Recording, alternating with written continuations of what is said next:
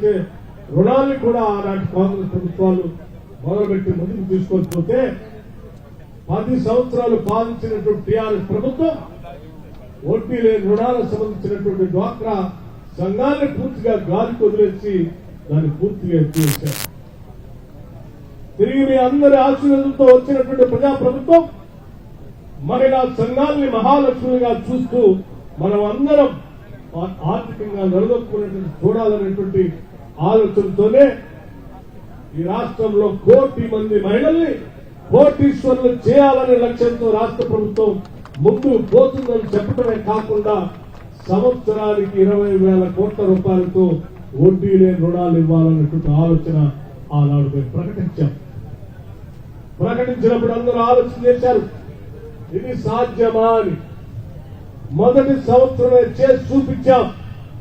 20,000 కోట్లు కాదు, 21,632 కోట్ల రూపాయల మొదటి సంవత్సరమే వడ్డీ లేని రుణాన్ని మహిళా సంఘాలకి ఇచ్చామని చెప్పడానికి నేను చాలా సంతోషిస్తా ఉన్నా.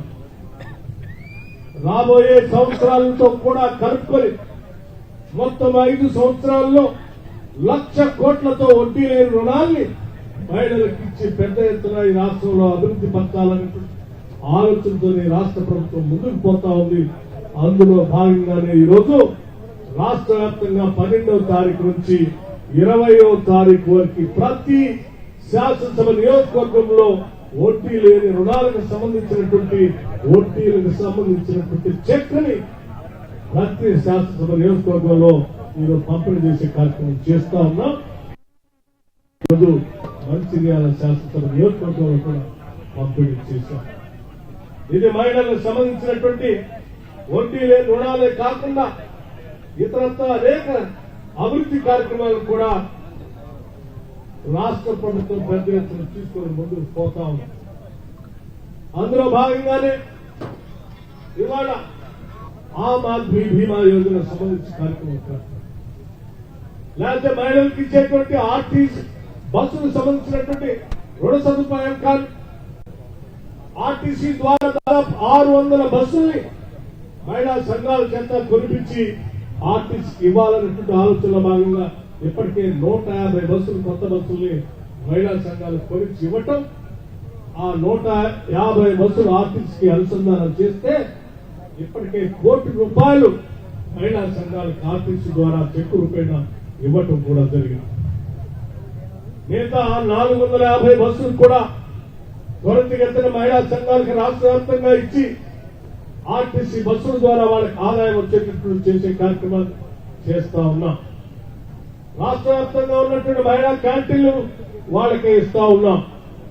రాష్ట్రంలో అనేక ప్రాంతాల్లో పెట్రోల్ బంకులు వాళ్ళకి ఇస్తా ఉన్నాం.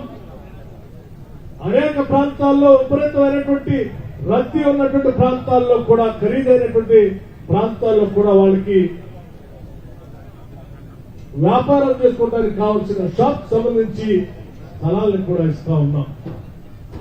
రాష్ట్ర వ్యాప్తంగా ప్రతి శాసనసభ నియోజకవర్గంలో మైక్రో ఇండస్ట్రియల్ పార్క్స్ పెట్టి మేము ఇచ్చేటువంటి వడ్డీ లేని రుణాల చేత వాళ్ళు వ్యాపారాలు చేసుకోవడానికి చిన్న చిన్న పరిశ్రమలు పెట్టుకోవడానికి కావాల్సినటువంటి మైక్రో ఇండస్ట్రియల్ పార్క్స్ కూడా ప్రత్యేకంగా మహిళల కోసం ఏర్పాటు చేసేటువంటి కార్యక్రమాన్ని రాష్ట్ర ప్రభుత్వం తీసుకొని ముందుకు పోతాం.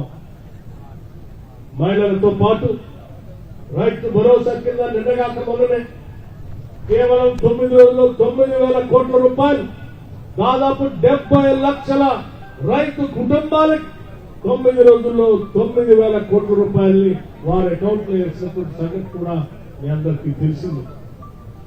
ప్రభుత్వం అధికారంలో రాగానే 21,000 కోట్ల రూపాయల్ని రుణమాఫీ కింద వారికి ఇచ్చాం.